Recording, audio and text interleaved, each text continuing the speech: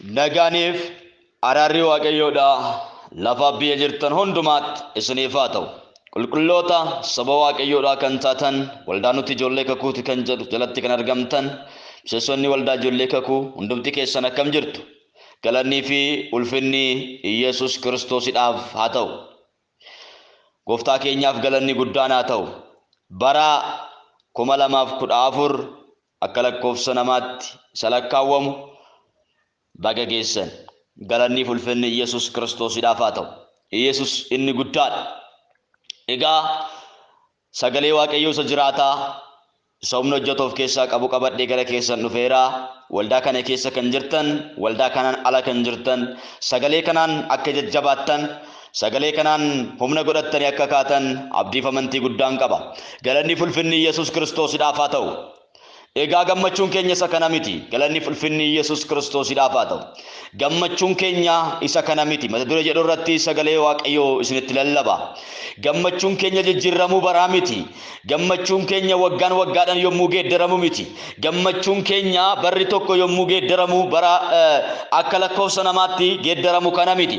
Galanni fi ulfinni Yesuus Kiristoosidhaaf haa ta'u. Gammachuun keenya ammaa isa kana miti. Isa kanatti kan gammannu yoo taane kaayyoon keenya yookaan immoo kaayyoon nuti manaa baaneef karaarraa maqee jira jechuudha.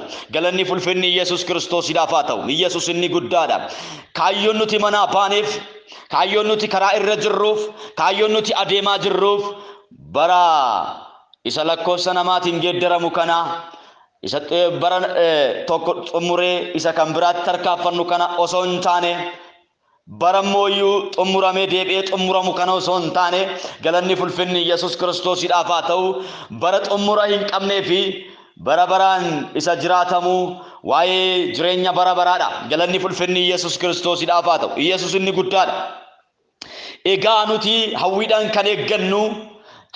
kan eeggannu eeggachaas kan jirru bara 2013 keessaa gara 2014tti darbuu miti. Galanni fi ulfinni Yesuus Kiristoosidhaaf haa ta'u. 2013 keessaa gara 2014tti darbuu miti. 2013 keessaa 2014tti yoo dabarre 2014 immoo hin xumuramti, immoo fooftiin dabarti. Galanni fi ulfinni Yesuus Kiristoosidhaaf haa ta'u. Nuti dheebuun keenya isa kana miti. Qulqulloonni dheebuun isaanii kana miti. Nuti warri kan Kiristoos Yesuus taane kana miti. Kanatti isin gammannu, keessi keenya kanatti hin gammadu. Galanni fi ulfinni Yesuus Kiristoosidhaaf haa ta'u. Nuti kan itti gammannu tokko qabna. Innis immoo uma barichaati. Galanni fi ulfinni Yesuus Kiristoosidhaaf haa ta'u. Dheebuun keenya, eeggannaan keenya, hawwiin keenya dhuma barichaati. Nuti dhuma barichaa eeggachaa jirra. Barri kun yoom xumurama? Barri kun yoom dhuma jenneeti dhuma barichaa eegganna. Galanni fi ulfinni Yesuus Kiristoosidhaaf haa ta'u. Yesuus inni guddaadha. Eeggannaan keenya dhuma baraati malee eeggannaan keenya waggaa tokko gara waggaa tokkootti darbuu miti. Eeggannaan keenya bara tokko gara bara tokkootti tarkaanfachuu miti. Baricha isa kan lafarraa kana xumurree bara lakkoofsa hin qabne keessa seenuudhaaf galanni fi ulfinni Yesuus Kiristoosidhaaf haa ta'u. Bara harka namaatiin lakkaawwamtee dhumtee deebitees dhumtu kana osoo hin taane bara dhuma hin qabne, bara lakkoofsa hin qabne, bara isa jedhame sana garasitti tarkaanfachuudhaaf dheebuun keenya qulqulloota saba Waaqayyoodha. Gara dheebuu keenyaa ijaan ilaaluu qabna. Gara hawwii keenyaa ijaan ilaaluu qabna. Gara kaayyoo keenyaa ijaan ilaaluu qabna. Gara deemsa keenyaa ijaan ilaaluu qabna. Waan biyya lafaa kanarraa ija keenya haa kaafnu. Gammachuu biyya lafaarraa ija keessan kaasaa. Bara biyya lafaarraa ija keessan kaasaa. Barri keessan hin dhufa. Bara keessan isa dhufurra ija keessan kaayadhaa. Barri qulqullootaa hin dhufa. Bara qulqullootaa isa dhufu sanarra ija keessan kaayadhaa. Yesuus Kiristoosidhaaf galanni guddaan haa ta'u. Barri qulqullootaa yoomi? Barri qulqulloonni itti gammadan kamiidha? Bara 2013 keessaa 14tti darbuudha miti. Barri kan keenya isa kana miti. Barri qulqullootaa isa kana miti. Qulqulloonni dhimmanii kan eegan bara kana miti. Barri qulqullootaa isa kana miti. Nuti kanatti hin gammannu, kan itti gammannu qabna. Yesuusidhaaf galanni guddaan haa ta'u. Eebonnee eeggachaa kan jiru, hawwiidhaan eeggachaa kan jirru, hin dhufa jennees dheebochaa kan jirru barri keenya kana miti. Maayaa kaatolaa vajaanaa maadiyaabos. Egaa barri keenya kamiidha? Egaa mee sagalee Waaqayyoo irraa hin dubbisna. Maatiyyoos 24 lakkoofsa tokko isaarraa meeqaa haa dubbisu? galanni fulfinni Yesuus Kiristoosidhaaf haa ta'u. Yesuus inni guddaadha. Galanni fulfinni Yesuusidhaaf haa ta'u. Yesuus mana qulqullummaa keessaa ba'ee utuu adeemaa jiru bartoonni isaa ijaarsa mana qulqullummaa isatti agarsiisuudhaaf dhufan. Inni garuu deebisee isaan kana hundumaa hin argitu miti. Dhuguma isiniin jedha iddoo kanatti dhagaan tokko illee walirratti hin hafu. Yesuusidhaaf galanni guddaan haa ta'u. Hin diigama malee isaaniin jedhe. Amma gooftaan Yesuus Kiristoos bartoota isaatti waan himuu barbaade qaba. Sagalee misraachoo tokko, ergaa misraachoo tokko, ergaa abdiidhaa tokko Yesuus Kiristoos bartoota isaatti himuu barbaade. Har'a sagalee Waaqayyoodhaa kana keessan ergaa misraachoo tokko dhageessu. Sagalee misraachoo dhageessu. Waaqayyo sagalee misraachoo sin dhageechisa. Ergaa misraachoo sin dhageechisa. Yesuusidhaaf galanni guddaan haa ta'u. Sagalee misraachoo dhaga'uuf jirta obboleessa koo. Haleluuyaa. Ergaa gammachiisaa dhaga'uudhaaf jirta gammadi. Amma Waaqayyo waa gurra kee keessa buusuu barbaada. Gurri kee amma waa dhaga'uu barbaada. Iji kee amma waa arguu barbaada. Waaqayyo waa sitti agarsiisa. Waa si dhageechisa. Haleluuyaa. Maayitoolaa baajaanaa maadiyaabos. Yesuusidhaaf galanni guddaan haa ta'u. Lakkoofsa 3 irratti akkas jedha. Bartoonni dubbiin Yesuus dubbate kun baay'ee garaa isaanii nyaate. Dubbii kana baruudhaaf keessi isaanii baay'ee hawwe. Yesuus maal jedhe? Dhagaan dhagaa irratti nafu hin diigamaa. Yoom taalaata kuni? Kan dhagaan dhagaa irratti nafne kuni? Kan diigamu kuni? Yoom taa? Yesuusidhaaf galanni guddaan haa ta'u. Isaan ijaarsa mana qulqullummaa itti agarsiisuudhaaf Yesuusin fidan. Kana jechuun akka bara keenyatti gamoo walgeettii jechuudha. Bara sanatti mana qulqullummaa jedha. Gamumatu mana qulqullummaa jedhama. Yesuus Kiristoosidhaaf galanni guddaan haa ta'u. Isa kan akkaataa bara kakuu moofatiin itti haasa'an waan ta'eef jechuudha. Amala kakuu moofatiin itti haasa'an waan ta'eef Yesuusidhaaf galanni guddaan haa ta'u. Kanaaf gamoo walgeettii kana gaafa itti agarsiisanii Yesuus akkasittiin jedhe gamootti walgaanii waaqeffatan kana gaafa itti agarsiisanii dhagaan dhagaa irratti nafu hin diigama malee. Yesuusidhaaf galanni guddaan haa ta'u. Ameen ameen ameen ameen ameen. Dhagaan dhagaa irratti nafu hin diigama malee. Yesuusidhaaf galanni guddaan haa ta'u. Egaa kun yoom ta'a laata? Yeroon dhagaan dhagaa irratti nafne, yeroon dhagaan dhagaa irratti nafne kun yeroon diigamu kun yeroo kamii? Barri kun ishee kamii? Barri kun bara gammachuuti. Barri kun bara nagaati. Barri kun bara ulfinaati. Barri kun bara guddinaati. Kanaaf barri kun bara kamiidha jedhanii bartoonni dheebuudhaan gooftaa gaafachuutti ka'an. Beekuu barbaadan hin dheebate keessi isaanii, hin hawwe keessi isaanii. Yesuusidhaaf galanni guddaan haa ta'u. Kanaaf lakkoofsa irratti akkuma Yesuus gaara ejersaa gubbaa taa'een bartoonni gara isaa dhufanii kophaatti nutti himi. Kun yoom ta'a?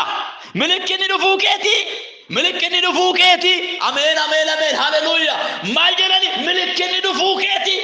Bara inni deebi'ee dhufutti, bara Yesuus deebi'ee dhufutti dhagaan dhagaa irratti nafuu hin diigama. Haleluuyaa. Milikinni dhufuu keetii suni yoomidha? Haleluuyaa. Galanni fulfinni Yesuus Kiristoosidhaaf. Barri ati itti dhuftu suni yoomi? Milikinni dhufuu keetii. Kanuma barichaas maal inni jedhanii Yesuusin gaafatan. Yesuusidhaaf galanni guddaan haa ta'u. Ameen. Milikinni dhufuu keetii kanuma barichaa maalidha? Hawwiidhaan eeggachuu akka dandeenyuuf, dheebuudhaan eeggachuu akka dandeenyuuf, abdii kutannaa malee eeggachuu akka dandeenyuuf, guyyaa sanatti gammaduu akka dandeenyuuf, mudaa malee dura kee dhaabachuu akka dandeenyuuf Yesuusidhaaf galanni guddaan haa ta'u. Kanaaf sagalee Waaqayyoodhaa yommuu dubbatu guyyaa dhufuu gooftatti mudaa malee ta'a jedha. Guyyaa dhufuu gooftatti mudaa malee ta'a. Maaliif? Mudaa malee taane kan eegnu yoo ta'e, xurii malee taane kan eegnu yoo ta'e, of eeggannoodhaan kan eegnu yoo ta'e, guyyaa sun nuuf guyyaa gammachuuti. Guyyaa sun guyyaa eebbifamuuti. Guyyaa sun guyyaa kabajamuuti. Guyyaa sun guyyaa ulfina argachuuti. Yesuusidhaaf galanni guddaan haa ta'u. Haleluya. Nuti keenya keeggachaa kan jirru dhufaatii hoolichaati. Yesuus Kiristoosin dhufa. Boleettii koo Yesuus Kiristoosin dhufa. Gammachuun keessa kana miti. Gammachuun keessa kan biyya lafaa kanaa miti. Jijjiiramuu waggaa 2013 2014 darbuutii miti. Gammachuun kan keenya dhufaatii Kiristoosiiti. Gammachuun keenya bara Yesuus Kiristoositti deebi'ee dhufuudha. Barri keenya isa barri nuti eeggachuu qabnu isa kana. Barri kun yoo maal fakkaata? Milikinni isaa maal fakkaata? Amalli isaa maal fakkaata? Mee isa ilaallu. Yesuusiidhaaf galanni guddaan haa ta'u. Isa ilaalla. Yesuus immoo deebisee homtuu akka isin hin wallaalchifnetti akeekkadhaayi makatola badino mara laba janama diabos. Maal akka hin taane akka hin wallaalchifamneef of eeggadhaa. Guyyaa sana akka hin dogongorreef of eeggadhaa. Guyyaa sana akka wallaalleef of eeggadhaa. Guyyaa sana namoonni akka karaarraa isin hin kaachifneef of eeggadhaa. Guyyaa sana akka isin jalan dabarreef of eeggadhaa. Guyyaa sana akka wal biran dabarreef of eeggadhaa. Yesuusiidhaaf galanni guddaan haa ta'u. Eenyumtuu akka isin hin dogongorsiifne. Guyyaa sanatti namoonni akka isin hin dogongorsiifne. Guyyaa sanatti ergamoonni seexanaa akka isin hin dogongorsiifne. Guyyaa sun isiniif guyyaa addaati. Haleluya. Guyyaan kuni guyyaa amantootaati. Guyyaan kuni guyyaa qulqullootaati. Guyyaan kuni guyyaa amantoonni itti kabajamaniidha. Maayikaatalaa janama. Yesuusiidhaaf galanni guddaan haa ta'u. Boleessa koo siidhaan jiraa dhaga'i. Yesuus kee deebi'ee dhufa. Si fudhachuudhaaf deebi'ee dhufa. Jireenyatti si galchuudhaaf deebi'ee dhufa. Si boqochiisuudhaaf deebi'ee dhufa. Jettaan himaa dhaga'i. 2013 keessa gara 2014 tarkaanfatteedhaaf hin boqottu. Hin boqottu sittan himaa dhaga'i. Gammachuun kees kana keessa hin jiru sittan himaa dhaga'i. 2014 tarkaanfatteedhaaf gammachuun kee achi keessa hin jiru. Gammachuun kee kan yerootii miti. Ati waan yerootti hin gammaddu. Keessi kee waan yerootti akka gammadutti hin uumamne ati. Ati mucaan Kiristoos sittan himaa dhaga'i. Keessi kee birriitti hin gammadu. Warqiitti hin gammadu. Bara dhufee darbee moofa'utti hin gammadu. Keessi kee kan gammadu dhufaatii Kiristoositti gammada. Yesuus gara kee yoo dhufe hin gammadda. Yesuus yoo si fudhatee gammadda. Gammachuun kee kan bara baraati. Gammachuun kee kan waggaa takkaa miti. Gammachuun kee kan guyyaa takkaa miti. Namoonni baay'een har'a guyyaa kana maskaramii gaafa guyyaa tokko kana jechuudha fulbaana guyyaa tokko kana inni kun nyaatee sakkaree inni kun dhugee baqa waan ta'an wallaalanii gammachuun isaanii guyyuma kana takkittii taate guyyaa boruu immoo hin boo'u. Yesuus Kiristoosiidhaaf galanni guddaadha. Haleluya. Guyyaa kana gammaduudhaaf inni kun meeshaa manaa kee geeddara. Inni kun immoo uffata geeddara. Inni kun gamkaantaa. Malo kan keenya kana miti. Haleluya. Kan keenya kana miti. Haleluya. Kan keenya kana miti. Haleluya. Gammachuun keenya kana miti. Haleluya. Kanatti hin gammannu nuti. Kun gonkumaan hin gammachiisu. Kanatti waan gammannu hin qabnu. Gammachuun keenya kana miti. Ulfinni keenya kana miti. Boqonnaan keenya kana miti. Boqonnaan keenya bara 2014 miti. Boqonnaan keenya yookaan immoo guyyoota baroota dhufanii darban kana miti. Baran dabarre. Baran geeddaramne. Bara halkaniif guyyaan keessa hin jirre. Yeroo hundumaa bara dukkanni keessatti hin argamne. Yesuusiidhaaf galanni guddaan. Halkanichi deebi'een argamu jedha guyyaa sana. Yoom dhufaatii Kiristoos booddee gaafa mootummaa Waaqayyootti galtan booddee halkan deebitanii agartan. Ifa aduu deebitanii agartan. Ifa mabraatiidhaan ibsattan mana keessatti deebitanii agartan. Sababni isaa Waaqayyo mataan isaa ifa isiniif ta'a. Kanaaf eebuun kan keessan isa kana ta'uu qaba. Namoonni waggaadhaa gara waggaatti gammadan yoo jiraattan kiristaana taatanii Yesuusitti warri amantan waggaa dhufu kanatti kan gammadda yoo ta'e gammachuun keessan sirrii miti. Jijjiirradhaa gammachuun keessan sirrii miti. Of ilaalaa gammachuun keessan sirrii miti. Gammachuun keessan dhufaatii Kiristoositiin. Haleluuyaa. Gammachuun keessan kan inni eegalu kan xumuramus. Chaakaloo daanaa maraa laabajan. Yesuusiidhaaf galanni guddaan dhufaatii Kiristoositiin fiixaan ba'umsa argachuu kan dandeessan dhufaatii Kiristoositiin nagaa argachuu kan dandeessan dhufaatii Kiristoositiin hawwiidhaan eebuudhaan obsaan gammachuudhaan nagaadhaan of eeggannaadhaan qulqullummaadhaan Kiristoosin eeggachuu qabna. Yesuusiidhaaf galanni guddaan haa ta'u. Barri ati dhuftu suni maal fakkaata? Akkam jira jedhanii Yesuusin gaafatan. Maaliif eeggachuudhaaf? Baay'ee nama gammachiisa barichi. Dhagaan dhagaa irratti nafuun diigama. Haleluuyaa. Makatola baajana Maariyaamo. Haleluuyaa. Yesuusiidhaaf galanni guddaan haa ta'u. Ilaala. Fooqii 200 walirratti ol baastee asii ol ijaartullee irratti nafuun diigama. Hindiigama. Samiin kun akka carqiitti dhagalalamtee baduudhaaf jirti. Lafti kun illee akka uma kana taati. Hibbada. Yesuusiidhaaf galanni guddaan haa ta'u. Lakkoofsa 4 Yesuus immoo deebisee homtuu akkasini wallaalchifnetti akeekkadha. Baay'een ani masiidha jecha maqaa kootiin hin dhufu. Namoota baay'ees hin wallaalchisu. Kanaaf of eeggadhaa. Ani Yesuusidha isa deebi'ee dhufu sana, isa boqonnaa namaaf kennu sana, isa nama boqochiisu sana, isa warra isatti amanan jireenya bara baraatti galchu sana jedhanii baay'een isin dogongorsiisuudhaaf maqaa kootiin hin dhufu. Yesuusidhaaf galanni guddaan haa ta'u. Andibameera annama dibataati ani maalodha jechuudhaani gara keessan hin dhufu. Andibameera laqallaqameera maalodha kan jedhani amala warra Kiristoos sobaati. Yesuusiidhaaf galanni guddaan haa ta'u. Ameen. Dibameera laqallaqameera maaloo ta'eera warri jedhan suni amala warra Kiristoos sobaati.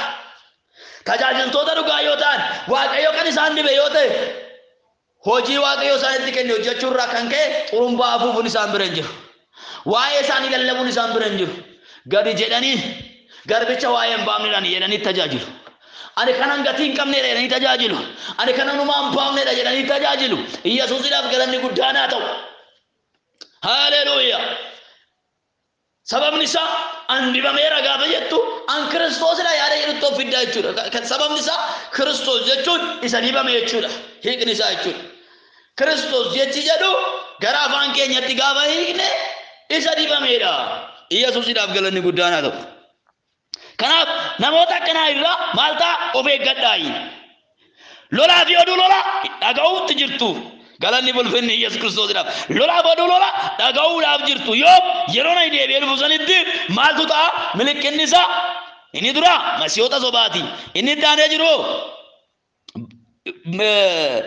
lolaa fi oduu lolaa hin dhageessu. Galanni bulfinni Yesuus Kiristoosiidhaaf. Yesuus inni guddaan lolaa fi oduu lolaa dhaga'uuf jirtu. Akka innaanetti ilaalladha. Kan akkasii kun ta'uun irra jira. Kun garuu amma illee dhuma barichaa miti. Kun amma illee dhuma isaatii miti. Lolaa fi oduu lolaas yoo dhageesse dhuma isaa miti kuni. Kun ta'uun isaa garuu wanta oolleedha. Akeekkadha ammallee lolaa fi oduu lolaa gaafa dhageessanis immoo gooftaan dhufeera bakka dhufeera jettanii hin dogongorinaayi. Yesuusiidhaaf galanni guddaan. Kuni jalqaba ciniinsuuti jechaa jira. Jalqaba ciniinsuuti. Yesuusiidhaaf galanni guddaan. Lolaa fi oduu lolaa waan ta'eef gooftaan dhufeera jedhanii namoonni isin dogongorsiisan hin jiru. Saboona miidiyaa tokkorraa maalan dhaga'e lola Armaagedooniidha. Lolli biyya Itoophiyaa keessatti ka'e kuni lola Armaagedooniidha jedhan. Lolli Armaagedoonii kan inni eegalu Itoophiyaa keessatti miti. Israa'el keessatti eegala. Galanni bulfinni Yesuus Kiristoosiidhaaf. Dogongorsiistonni baay'een isaanii karaa miidiyaa mootummaatiinis gadhiifamaa waan jiraniif isa kanallee eeggachuun baay'ee barbaachisaadha. Lolli kun lola Armaagedoon ta'innaa laata? Lolli kun lola Armaagedoon ta'innaa laata? Lolli biyya Itoophiyaa keessaa kun lola Armaagedoon ta'innaa laata? Jedhanii haasa'u. Miti galanni bulfinni Yesuus Kiristoos. Gariin immoo loluma Armaagedooniidha kuni. Galanni bulfinni Yesuus Kiristoos. Lolli Armaagedoon kan inni eegalu Itoophiyaa keessatti osoo hin taane Israa'el keessatti. Yesuusiidhaaf galanni guddaan haa ta'u. Lola sana immoo kan mo'atu Kiristoos Yesuus mul'inatti dhufe. Kiristoos Yesuus mul'inatti gaafa dhufe lola sana isaatu mo'ata. Israa'eloota miti kan mo'atu lola san kan mo'atu Kiristoosin. Kanaaf burjaachistoonni baay'een abdii keenya nuti eeggachaa jirru kan guyyaa nuti eeggachaa jirru kan guyyaa keenya guyyaa ulfina guyyaa keenya guyyaa kabajamu guyyaa keenya guyyaa eebbifamu kana nu harkatti busheessuudhaaf yookaan immoo nu dogongorsiisuudhaaf dogongorsiistonni baay'een hin ka'u irraa of eeggachuun baay'ee tokko barbaachisaadha. Haleluuyaa. Sabni saba irratti mootummaanis mootummaa irratti hin ka'a. Beelli socho'ii lafaas iddoo adda addaatti hin ta'a. Isaan maal argaa jirtan kana? Kanuma jechuudha. Biyya keenya keessattis biyyoota biraa keessattis waan argaa jirtanidha kun. Iyyaasuusiidhaaf galanni guddaan haa ta'u. Sabni saba irratti mootummaa irratti hin ka'a. Beelli fi socho'ii lafaas iddoo adda addaatti hin ta'a. Kuni wama ta'uudha hin ta'a. Kuni ammallee dhufaatii gooftaa miti. Milikkita malee. Ciniinsuudha malee. Haleluuyaa. Galanni ulfinni Yesuus Kiristoosiidhaaf haa ta'u. Wanti kuni hundinuu jalqaba ciniinsuutii jedha. Milikkitoonni kuni hundi isaanii jalqaba ciniinsuutii. Yesuus Kiristoosiidhaaf galanni guddaan haa ta'u. Jalqaba ciniinsuutii jedha. Kun jalqaba ciniinsuutii. Jalqaba ciniinsuutii. Yommus rakkinatti dabarsanii isin hin kennu isin ajjeesu. Anaaf jettanii saba hunduma biratti kan jibbamtan hin taatu. Kan jaalatamtan osoo hin taane kan jibbamtan taatu. Qulqulloonni warri Kiristoos Yesuusitti amantanii irra lafaa nama hundumaa biratti kan jibbamtan taatu malee hin jaalatamtan. Yesuusiidhaaf galanni guddaan haa ta'u. Namni maana jaalachuu dide maaloo yaa Waaqayyo jaalala namaanaaf kenniira namni tokko maalaan godhe ani maaluman balleesse maaluma yakke namni maana jibbaa. Obboleessa koo obboleettii koo jibbamuun amala karichaati. Jibbamuun maalidha? Amala karichaati. Ari'atamuun amala karichaati. Karaa irra deemtetu akkati jibbamtu si taasisa. Karaan irra deemte kuni karaan gooftaa Yesuus kuni gaafati karaa kanarraatti adeemuu eegaltu namoonni hundumtu karaa kanarra maa deemte dheesi jibba. Yesuusiidhaaf galanni guddaan haa ta'u. Faallaa isaanii jiraachaa jirta. Isaanin adda baatee jirta waan ta'eef isaanitti adda baatee waan jirtuuf jibbamuun sirriidha. Kanaaf namni maafna jibba maaloo jettee soomsalootiin galini jibbamuu qabda malee jaalatamuu hin qabdu. Biyya lafaa kanaan jibbamuu qabda. Biyya lafaa kun si jaalachuu hin qabdu. Yesuusiidhaaf galanni guddaan haa ta'u. Ati kan biyya lafaa miti akkamiin si jaalatti biyyi lafaa? Ati faallaa biyya lafaa jiraatta. Biyyi lafaa akkamiin si jaalatti? Biyyi lafaa dukkana keessa jirta. Ati ifa keessa jirta. Hojii biyya lafaa isa dukkanaa kana immoo ifatti baasta. Isaan saaxilaa akkamitti si jaalatti? Hojii ishiidhaa saaxilaa biyyi lafaa akkamitti si jaalatti? Hojii ishii dhiigaa jirta akkamitti si jaalatti? Hojii ishee xanaa dhiigaa jirta akkamitti biyyi lafaa si jaalata? Sin jaalatu. Yesuus dubbiin inni jedhe sirriidha. Dhagaa yaa saba. Anaaf jettanii hunduma biratti kan maal taatan kan jibbamtan taatu. Gammada. Haleluuyaa. Yommuu namoonni sin jibban maal taana gammada. Yoo ari'atamtan gammada. Yesuusiidhaaf galanni guddaan haa ta'u. Gammaduu qabda malee boo'uu hin qabdu. Namni maafna jibbaan jedhi jibbamuu qabda. Amala karichaati. Amala karaa kiristaanaati. Jibbamuun amala karaa kiristaanaati. Yesuusiidhaaf galanni guddaan. Karichi jal'ina waan qabuufi miti. Karichi karaa badaa waan ta'eef miti. Karichi karaa dhugaa karaa sirrii karaa ifaa waan ta'eef. Yesuusiidhaaf galanni guddaan haa ta'u. Wangeela Yohaannis irratti gaafa dhaqnee too dubbisnu ergaa cimaa tokko arganna. Yesuusiidhaaf galanni guddaan haa ta'u. Yohaannis 3 irraa jechuudha. Ergaa cimaa tokko arganna. Galanni ulfinni Yesuus Kiristoosiidhaaf. Ergaa baay'ee dinqisiisaa ta'e. Wangeela Yohaannis boqonnaa 3 lakkoofsa 19 isaarraa kaasnee mee ilaallu. Haleluuyaa. Maakatola baralaba yeekraba jana mariyaabos. Ifichi gara biyya lafaa dhufeera. Maaltu? Ifichi gara biyya lafaa dhufeera. Garuu namoonni garuu hojiin isaanii hamaa waan ta'eef ifa irra dukkana jaalatanii firdichis akkuma kanatti hin raawwatama. Yesuusiidhaaf galanni guddaan haa ta'u. Haleluuyaa. Ifichi gara biyya lafaa kanaa gaafa dhufe hojiin isaanii hamaa waan ta'eef ifa irra maal filatan jedha dukkana filatanii kana jechuun maal jechuudha Kiristoos irra seexana filatanii hojiin isaanii maal waan ta'eef hamaa waan ta'eef Kiristoos irra seexana filatanii kana jechuun dukkana filatan jechuun seexana filatanii jechuudha seexanni hojii hamaa kan nama hojjisiisu waan ta'eef hojii hamaa hojjechuudhaaf kan carraa isaanii banu seexana kanaaf isa filatan Kiristoos immoo gara hojii hamaarraa gara hojii gaariitti nama yaama hamaa kan hojjetu hundinuu ificha hin jibbaa namni hamaa hojjetu maal godha ifa hin jibba jedha galanni ulfinni Yesuus Kiristoosidhaaf Yesuus inni guddaadha namni hamaa hojjetu hundinuu ificha hin jibbaa Makatola vajar hojii isaa akka irratti hin beekamneef gara ifichaatti hin ba'u hojiin isaa inni hamaa sun akka irratti hin beekamneef gara ifichaatti hin ba'u ificha hin jibbaa gara ifichaatti hin ba'u hariiroo hin godhatu walitti hin makamu ya galanni ulfinni Yesuus Kiristoosidhaaf dukkanaa walitti hin makatinaa maqaa Yesuusitiin haleluuyaa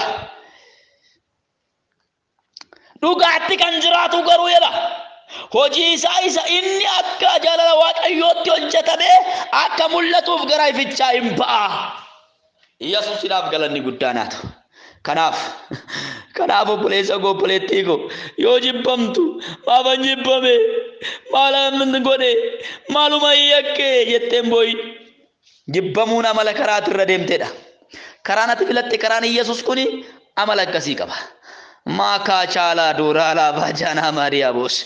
Wow, Yesuusidhaaf galanni guddaanaatu. Gooftaan gooftaadha. Ameen. Kan akka Yesuus hin jiru. Rakkinatti dabarsanii isin hin kennu, isin hin ajjeesu. Anaaf jettanii saba hundumaa biratti kan jibbamtan hin taatu. Maatewos 24 lakkoofsa 9. Galanni ulfinni Yesuus Kiristoosidhaaf. Yesuus inni guddaadha.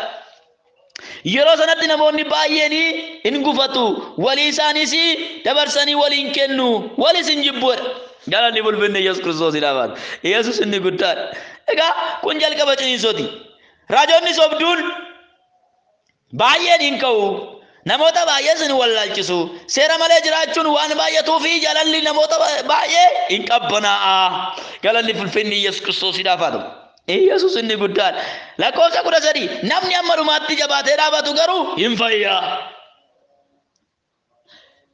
egaa jaalalli namoota baay'ee hin qabbanaa seera malee jiraachuun waan baay'atuu fi jaalalli namoota baay'ee hin qabbanaa namni amma dhumaatti dhaabatu garuu hin fayyaa boleessa obboleettii amma dhumaatti dhaabatu amma dhuma barichaatti guyyaan kee gammachuu keetii guyyaa sanii waan ta'eef guyyaan itti gammaddu guyyaa sanii waan ta'eef hamma dhuma barichaatti yoo dhaabatte guyyaan gammachuu keetii dhuma barichaatti bara 2014 dabalteetii miti kan gammaddu 13 keessaa bara 2013 keessaa 14 dabarteetii miti kan gammaddu 2012 keessaa 13 gammanneetii miti kan dabarreetii miti kan gammannu nuti kan gammannu dhuma barichaatti gammachuun keenya dhuma barichaatti namni amma dhumaatti dhaabatu maal ta'a macaan hin fayyaa haleluuyaa guyyaa fayyina keenya cimnee akka eeggannuuf ayyaanni waaqayyoo nuuf haa baay'atu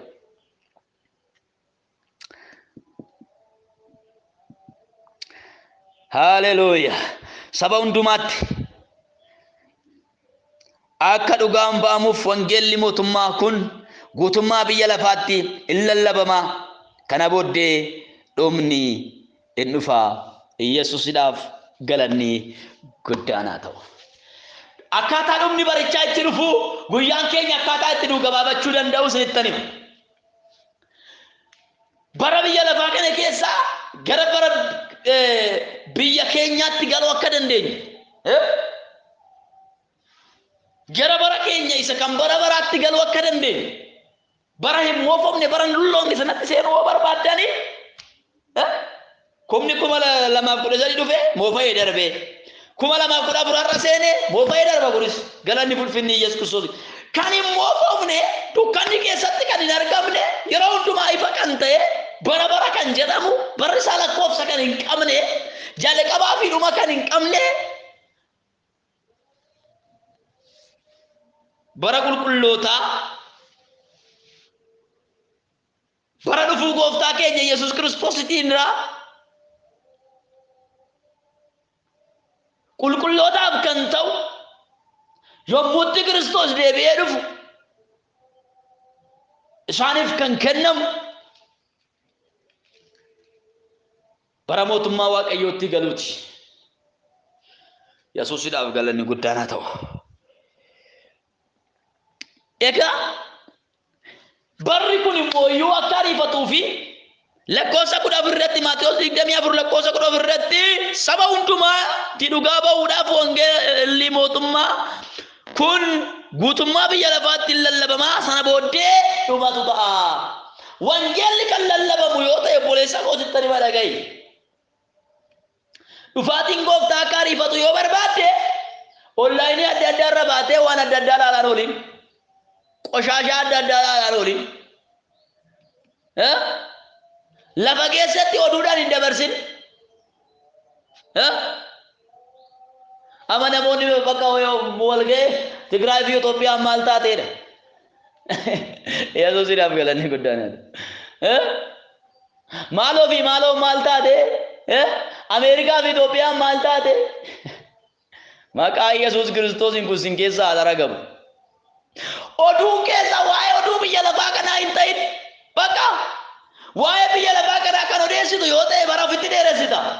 Bara gammachuu keetii bara ulfina keetii sana ofirraa achi fageessita. Akka barri nagaa kee barri gammachuu kee barri ulfaachuu kee barri ati jireenya bara baraatti galuu kee akkasii ariifatu yoo barbaadde lafa keessa hundumatti wangeela dubbadhu. Bara 2014 isa akka kan namootaatti itti seenaa jirtan ishee moofoftee darbartu kana keessatti barri tun akka ishiin isin hin bitneefi isin bara tana bitaa. Bara bituu fi baraan bitamuu jechuun maal jechuu akka ta'e isinitti himu. Bara 2014 kana keessatti oduudhaan kan dabarsitu yoo ta'e akkasumaan iddoo waa'ee hin baafne oolte kan dabarsitu yoo ta'e baratu si bitee malee ati bara hin binne.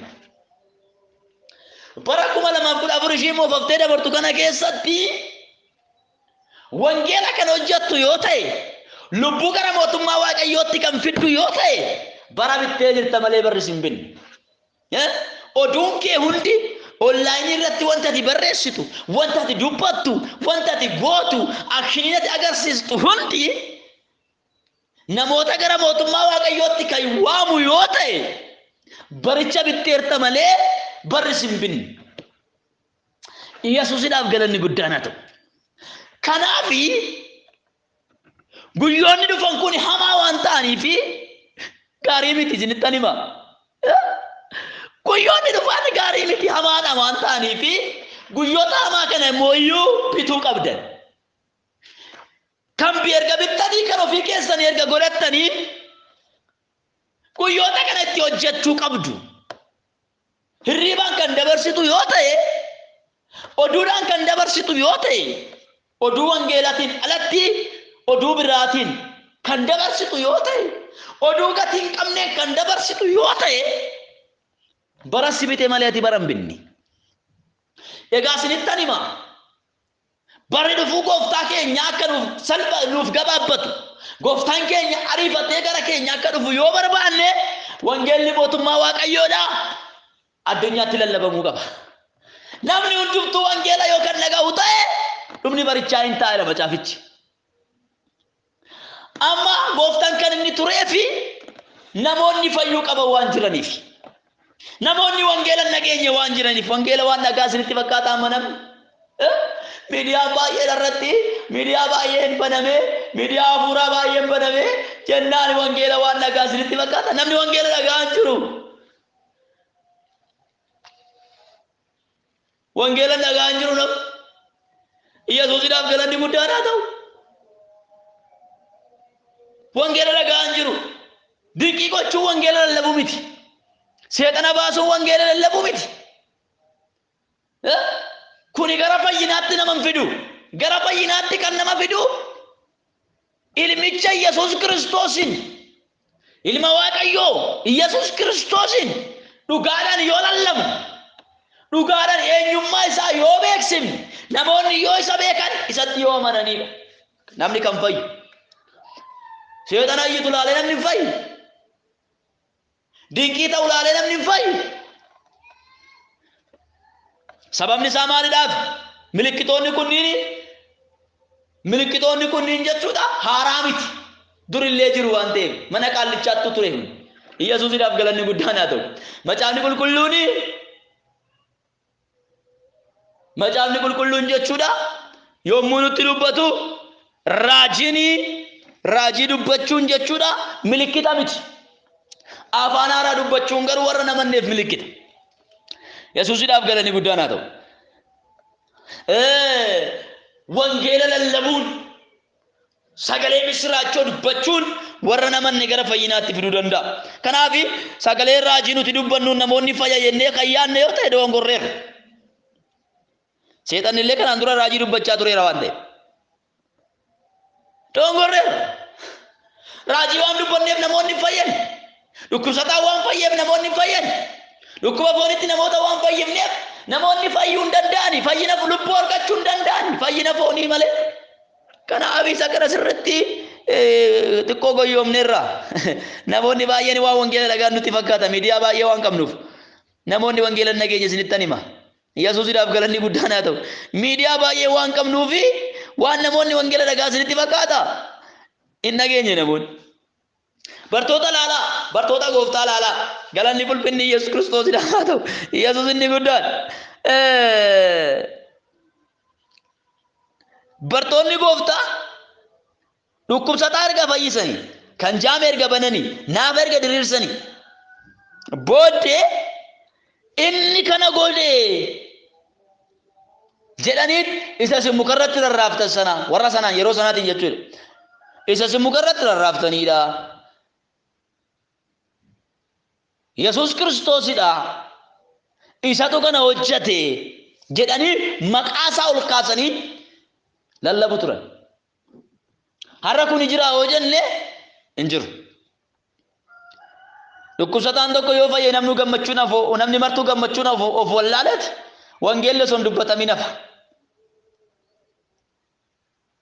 Namni kamuu birqaanee wangeelli osoo hin dubbatamin hafa. Kanarraa kan ka'e xiqqoo kallattii gadhiisneerra waan ta'eef kana beekuun baay'ee tokko barbaachisaadha. Raajiin gaafa dubbatamu afaanuma beeknu itti dubbachaa jirra waan ta'eef dinqii miti. Hojii ergamootaa boqonnaa 2 keessatti abboonni keenya gaafa afaan haaraa dubbatanii dee'ee jedhe namni martu afaan isaatiin gaafa isaan nagaan jarri kun afaan kana eessaa fuudhanii jedhanii in ajaa'ibsiifatan. Afaan haaraadhaan gaafa isaan dubbatan hafuura qulqulluudhaan guutamanii afaan haaraa dubbatanii namni martuu itti dacha'e ajab jedhee bakka kunis sakkara jedha. Kun immoo sakkaran jedhee laala. Kun immoo maal ta'e jarri kun jedha. Kun immoo akkamitti qooyi jarri kun afaan kana dubbachuu danda'e raajeffatanii yommuu isaan itti garagalanii achi keessan ol ka'eeti Phexros namni jedhamu wangeelatti lallabe.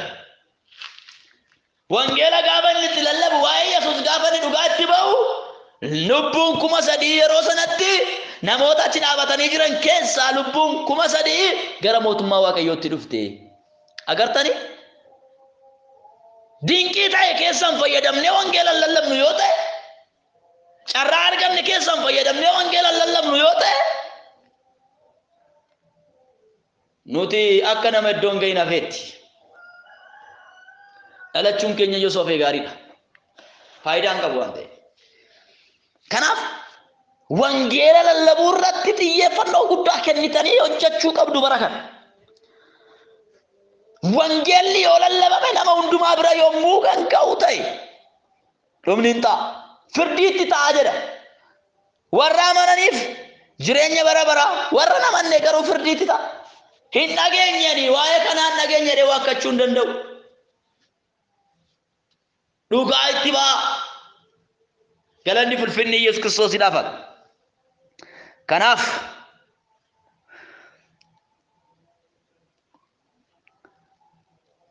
yommuu dubbannu wanni nuti dubbannu sun Raajii nuti dubbannu namni gara gooftaa dhufa jennee yaadne irra yoo ta'e dogongorreera. Dinqii nuti hojjennu namni gara gooftaa dhufa yoo ta'e jennee yaadnee jirra ta'e dogongorreera.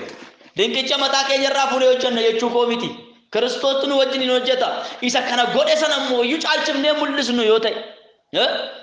Har'a yeroo baay'ee kan mul'atu nuyiidha malee Kiristoos nurraa mul'ataa hin jiru. Galanni bulfinni Yesuus Kiristoosiidhaaf. Akka dibanni gammachuudha akkas godhee jedhamu. Dibanni kan kootii miti. Hin jedhamu akkas. Galanni bulfinni Yesuus Kiristoosiidhaaf. Dibanni ekeleedha akkas godhee. Dibanni ekeleedha akkana godhe. Dibanni kan nama dhuunfaa miti obboleessa koo dibanni kan waldaa kiristaanaadhaaf kenname Kiristoos kan kenne Kiristoosidha. Hafuura qulqulluutu kenne. Kanaaf isa kana jala sararree barsiisuu qabna nama. Jala sararree namootatti himuu qabna. Yesuusidhaaf galanni guddaadha. Kanaaf kennaan isarra jirutu akkana godhe. Ayyaana Waaqayyoo sarara kaa'etu akkana godhe. Yenneetuma bira dabarra. Wanti waan namootaaf wanti galu hin jiru kun. Kun waan namootaaf galu wayituu iyyuu hin qabu. Inni gariin immoo jarri kun xonqolaa qabdii jedhan. Jarri kun digimtii wayii godhachuun oolchu. Yesuusidhaaf galanni guddaadha. Ameen ameen. Jarri kun waa qabdii jechuurraa kana bee waan nuti qabnu sana hin beekani. Waan nuti qabnu sana yoo nuti gabbaafnee itti agarsiifne dhalatti humna ittiin kana gochuu dandeenyu baafnee yoo itti himne dhalatti namni beekuu hin danda'u. Humna ittiin seexana baasu. Yesuus Kiristoos maal jedhan gaafa inni seexana baasu? Humna seexanaatiin seexana baasaa jedhanii. Humna seexanaatiin akka seexana hin baafne jala sararee itti himi. Seexanni seexana irratti kan ka'u yoo ta'e mataan isaa seexanni danda'ee dhaabachuu hin danda'u. Mootummaan tokko ofii isaatiin yoo wal lole mootummaa sun hin caba malee mootummaa ta'uu hin danda'u. Jedhee jala sararee Yesuus itti himi. Hin beekani. Yesuus seexana gaafa inni baasu seexana humna seexanaatiin seexana baasaa jedhan. Yesuusin kan kana jedhan siin kana caalaadha obboleessa koo. Obboleettii koo dhageetta. Obboleessa koo dhageetta. Yesuusin kan humna seexanaatiin seexana baasa erga jedhani siin immoo kan kana caalu siin jedhu hin beektuun gowwoomaa jirta. Dammaqi. Dammaqi nama wallaalaan ta'ina. Dammaqa. Yesuusidhaaf galanni guddaan. Humna maalitiin seexana akka baasu? Akkamitti seexanni akka ba'u? Yesuus Kiristoos itti hime. Itti hime Yesuus. Seexanni seexana baasuu hin danda'u. Yesuusidhaaf galanni guddaan haa ta'u. Yesuusin egaa gara fuuldura dhaabatanii falmanii. Yesuus irraa egaa wangeelaa kana fudhachuu didanii sirraa kan kana caaludha waan ta'eef humna ittiin hojjettu sana maqaa ittiin kana goote sana sirritti beeksisuutu sirraa eegama obboleessa koo obboleettii koo. Namni amane hundumtuu seexana hin baasa. Macaafni qulqulluun kan jedhu kana Maarqos irratti. Kan amane hundinuu raajii dubbata. Kan amane hundinuu seexana hin baasa. Kan amane hundinuu Yesuusidhaaf galanni guddaan haa ta'u. Namni anatti amaneedha macaafni qulqulluun. Kan amane hundumtuu dinqii gurguddaa hojjeta. Namni amane. Amantii bichaadha sirraa kan barbaachisu obboleessa koo. Amantii duwwaatu sirraa barbaachisa. Yoo amante hundaa gochuu dandeessa. Kiristoosii kenneera waan ta'eef. Nama anatti amane birattidha. Warra anatti amanan biratti milikkitoonni kun hin argamu jedha. Milikkitoonni akkamii? Warri anatti amanan kun maqaa kootiin hafuurota hamoota hin baasu. Maqaa eenyutiin? Maqaa kootiin jedha Yesuus. Dhagaa. Galanni bulfinni Yesuus Kiristoosidhaaf. Kan baaftaa maqaa Kiristoositiin. Humaa dibanni keessa ispeeshaalii ta'eeti miti. Yesuusidhaaf galanni guddaan haa ta'u. Maqaa kootiin namni amane nama amaneedha. Tajaajiltoota miti kan hafuura hamaa baasu jool hundumatu baasa. Tajaajiltoota bichaadhaaf kontiraatan kennamne. Namni amanee kana gochuu hin danda'aadha. Macaafatu jira dhageeffadhaa. Namni nama anatti amane biratti milikkitoonni kun hin argamu. Warri anatti amanan kun maqaa kootiin hafuurota hamoota hin baasu.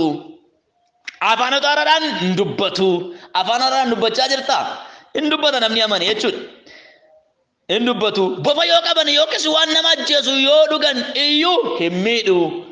Galanni ulfinni Yesuus Kiristoosidhaaf. Yesuus inni guddaadha. warra dhukkubsatan irra harka isaanii hin kaa'u isaanis hin fayyu. Kennaa humna galanni fulfinni Yesuus Kiristoos humna fayyisu. Kanaaf nama amane biratti hundumaa biratti hin jira. Ispeeshaalii namoota tokko fuutanii kennina harka keessa irra kaayaa afaan keessanii kadhadhaa dubbi bakka irratti dubbadhaa namni hin fayyu. Kanuma wanta haaraa wayii hin jiru. Galanni fulfinni Yesuus Kiristoosidhaaf. Nuti tajaajiltoota bira bakka dibanni ispeeshaalii hin jiru. Yesuusidhaaf galanni guddaadhaan hundumaa keessan bira jira. Waaqayyo hundumaa warra amane hundumaaf kenne. Qoqqoodee laanne abbaan keenya haleluuyaa arjaadheen. Osoo maa qoqqoodee kenneera jiraate bakka nama dhuunfaa bira osoo jiraate rakkisaadha. Namoonni tokko ammallee yommuu laallu karaa miidiyaa tokkootiin yoo laallu ilaalchi isaanii sirrii miti. Deemsa keenya dogongorsiisaa jiru. Jireenya keenya dogongorsiisaa jiru. Isaan irraa of eeggadhaa. Maal jedhu isiniif fakkaata? Raajii dubbachuun takka fedha namaatiin hin taanedha macaafni qulqulluun. Maali dubbachuun? Raajii dubbachuun takka fedha namaatiin hin taanedha. Namoota tokko immoo akkasii amantoota walitti qabanii kaaneeti. Si raajuu jedhuun, raajii sitti dubbadhu jedhuun, yaa sabaa dubbadhu jedhuun. Kuni dubbadhu hin dubbadhu jechuudhaani waan mariidhaan ta'u miti kun. Galanni fulfinni Yesuus Kiristoosidhaaf. Waaqayyo sitti dubbatee jira taanaan sabni si dhaga'uu baate dubbachuun dirqama keeti. Galanni fulfinni Yesuus Kiristoosidhaaf. Kana jechuun dirqama keeti gaafa jedhu Waaqayyo nama dirqisiisee giddiin nama dubbachiisa osoo hin taane dubbachuun yaada Waaqayyo sana nama biraan ga'uun waan sirra jiruufi. Yesuusidhaaf galanni guddaan haa ta'u. Namni sirraa fudhachuu. Inni kan ammaa garuu yommuu laaltu dubbadhu raajii jedhan. Raajii dubbadhu haa dubbadhu. Galanni fulfinni Yesuus Kiristoosiidhaaf haa ta'u. Akkanatti wanti akkanaa kuni gonkumaayyuu hin jiru. Talkaashaa akkanaa kanarraa of eeggadhaa. Waan qoshaashaa akkanaa kanarraa of eeggadhaa. Raajii dubbachuun fedha namaatiin miti. Fedha Waaqayyooti. Waaqayyootu dubbisaa nama sanaa hin dubbata. Malee si dubbadhu naa dubbadhu wanta akkanaa kun hin jiru. Yesuusidhaaf galanni guddaan haa ta'u. Egaa nuti waan baay'ee Waaqayyo jawaan nu banee jiruu fi waan baay'ee hin agarraa keessa keenyas hin gadda. Gaddinee bichaas hin callisnu amantootas immoo of eeggachiifna. Yesuusidhaaf galanni guddaan haa ta'u. Kanaafi si dubbadhu naa dubbadhuudhaan hin ta'u. Sababni isaa raajiin fedha namaatiin waan ta'u miti. Fedha Waaqayyootiin malee. Yesuusidhaaf galanni guddaan haa ta'u. Kanaaf kana hundumaa keessa seenuu kan hin danda'ee fi yaadota kana hundumaa keessa seenuu kan hin danda'ee fi gammachuun keenya isa kana miti. Mata duree jedhuun wal tajaajille. Sagalee Waaqayyoo walitti dubbanne. Gammachuun keenya isa kamiree jennaan dhuma barichaati waliin jenne. Agartanii gammachuun keenya dhuma barichaati. Dhumni barichaa kun kamii? Barri 2013 dhumee 2014 darbuudhaa jennaan lakki miti. Dhufaatii gooftaati jenna. Dhufaatii gooftaa kanatti immoo yoo gammaduudhaa fi dhufaatiin gooftaa kun ariifatee akka nu dhufuu fi maal gochuu qabna jennee gaafa laallu immoo wangeelli mootummaa Waaqayyoodha irra lafaa hundumaatti lallabamuu qabaa jennee galanni fulfinni Yesuus Kiristoosiidhaaf haa ta'u. Asirra kan jiru sagalee Waaqayyoo irraa dubbanne jechuudha. Of keessaa kaafnee dubbachaa jirra miti. Sagalee Waaqayyoo irraa kaafnee dubbanne. Wangeelli mootummaa Waaqayyoo lallabamaa jira yoo ta'e immoo sirrii miti. Miidiyaa baay'ee waan qabnuu fi sabni baay'ee wangeela dhaga'ee jira jennee kan goyyoomne yoo ta'e sirrii miti. Talkaashaa hojiiba talkaashaa baay'eetu achi keessa jira. Yookaan immoo iyyuu dinqiitu ta'e malee Kiristoos hin lallabamne jennee laalle. Kunis sirrii. Yesuusidhaaf galanni guddaan haa ta'u. Waan argaa jirru. Inni biraa immoo iyyuu online adda addaarraa bakka oollutti, bakka deemnutti, bakka oollutti, bakka hojjennu hundumaatti, lafa jirru hundumaatti wangeela namootatti himuu qabna.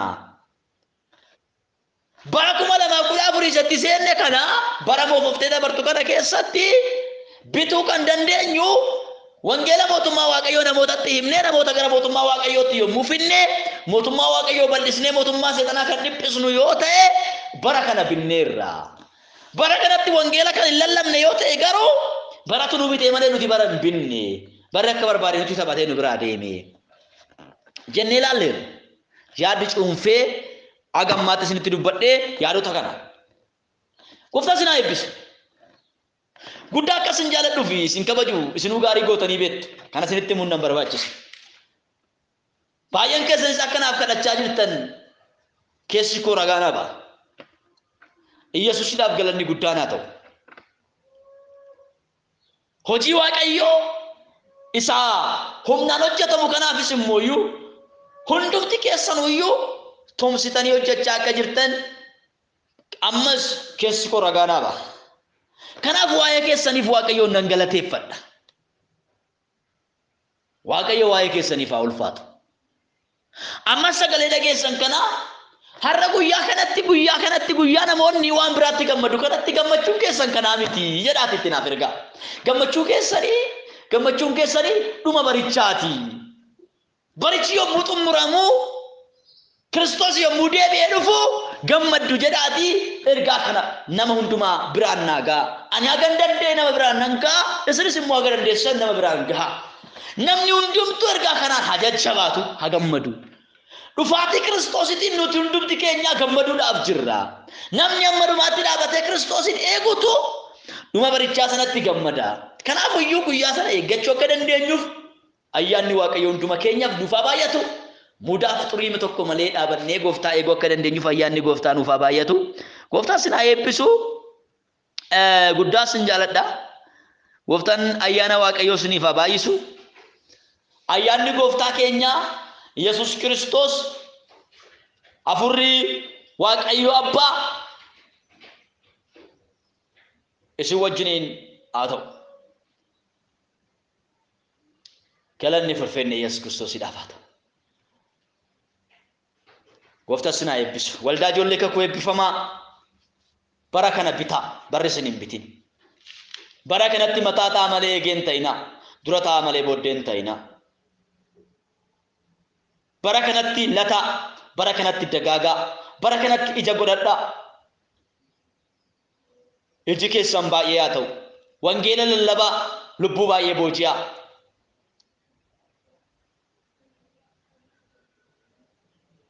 Badhaasni keessan mootummaa Waaqayyootti guddaa haa ta'u. Gooftaan isin haa eebbisu. Eebbifamaa obboleessa keessan Gammachuu Urgeedhaa lakkoofsa bilbila kootii Duwwaa 912 99 yoo ta'an na argachuu dandeessu. Waaqayyo isin haa eebbisu. Eebbifamaa karaa YouTube'itiin, karaa Telegiraamiitiin akkasumas immoo karaa WhatsApp'itiin tajaajila darbu hundumaa hordofaa. Waaqayyo isin haa eebbisu. Barri keessan jireenyi keessan kan eebbifame haa ta'u. Waaqayyo wanta baay'ee nu dammaqseera, waan baay'ee nu jedheera. Gammachuun keenya tana osoo hin taane gammachuun keenya kan bara baraati. Yesuusiidhaaf galanni guddaan haa ta'u. Bara takkitti dhuftee dabarsu sana osoo hin taane nuti bara jechuun bara lakkoofsa hin qabne sanatti gammanna. Gooftaan isin haa eebbisu. Guddaa isin jaalladha. Guddaa isin kabaja. Eebbifamaa. Shaaloom. Ayyaana Waaqaa keessan haa oolaa.